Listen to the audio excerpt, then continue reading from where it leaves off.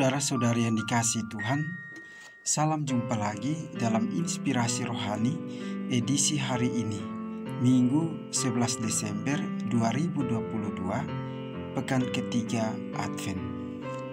Marilah berdoa. Dalam nama Bapa dan Putra dan Roh Kudus. Amin.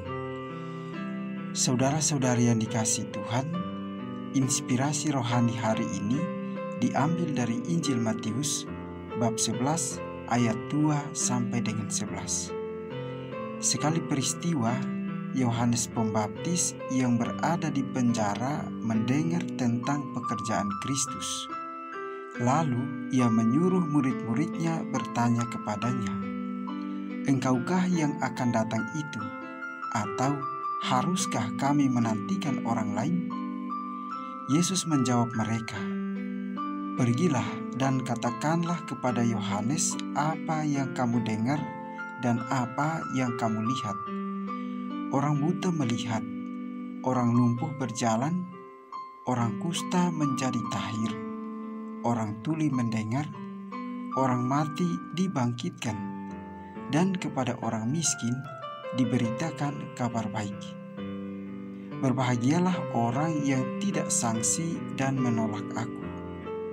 Setelah murid-murid Yohanes pergi, mulailah Yesus berbicara kepada orang banyak tentang Yohanes. "Untuk apakah kamu pergi ke padang gurun? Melihat buluh yang digoyangkan angin kian kemari? Atau untuk apakah kamu pergi? Melihat orang yang berpakaian halus?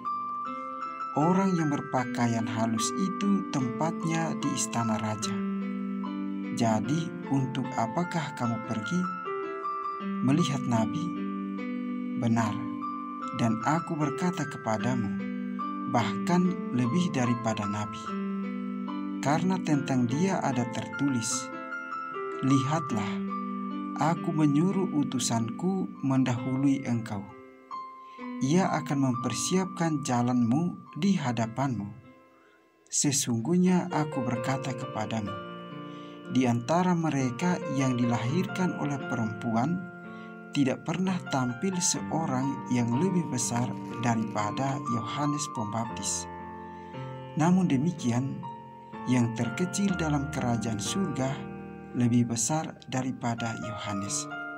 Saudara-saudari yang dikasihi Tuhan, ketika seseorang berada di dalam tekanan, kesulitan berat, merasa terasing, dan berbagai macam persoalan yang dialami, orang tersebut bisa saja akan mudah terombang-ambing.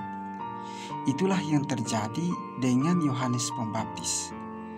Di saat ia dalam penjara, dalam kesendirian, keterasingan, membuatnya jatuh dalam krisis iman. Namun ada hal menarik dalam diri Yohanes adalah bahwa dia tidak mau putus asa. Kendati sedang dalam keraguan-raguan, Yohanes masih ada kerinduan untuk mencari kepastian.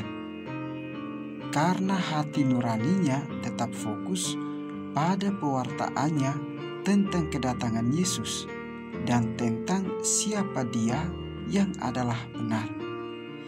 Yesus memberikan jawaban agar disampaikan kepada Yohanes tentang karya-karya Yesus yang menggenapi apa yang diwartakan oleh Yohanes sebelumnya, tentang mujizat, tentang banyak tanda besar, dan tentang kabar baik, sukacita, keselamatan. Saudara-saudari yang dikasihi Tuhan, apa pesan yang dapat menjadi inspirasi bagi diri kita? Dalam kehidupan sehari-hari, kita juga pernah memiliki keraguan-raguan akan Yesus dan ragu akan cinta kasih Tuhan. Kita sering ada di dalam hentakan-hentakan kecil yang mengusik iman keyakinan kita akan Yesus. Ada yang mudah sekali rapuh, jatuh, dan menyerah dengan mudahnya, bahkan mengingkari imannya akan Yesus. Api iman yang dulunya membuat kita sebagai alasan untuk mengikuti Yesus, sekarang ini mulai redup, bahkan padam. Dan tampaknya apa yang telah Yesus tunjukkan dalam keseharian hidup kita tidaklah cukup. Saudara-saudari yang dikasihi Tuhan, marilah kita belajar dari Yohanes Pembaptis yang tidak mudah menyerah kalah.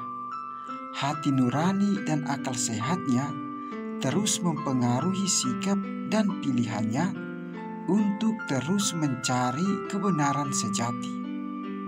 Benarlah apa yang dikatakan Yesus tentang Dia. Tidak pernah ada seseorang yang lebih besar daripada Yohanes Pembaptis.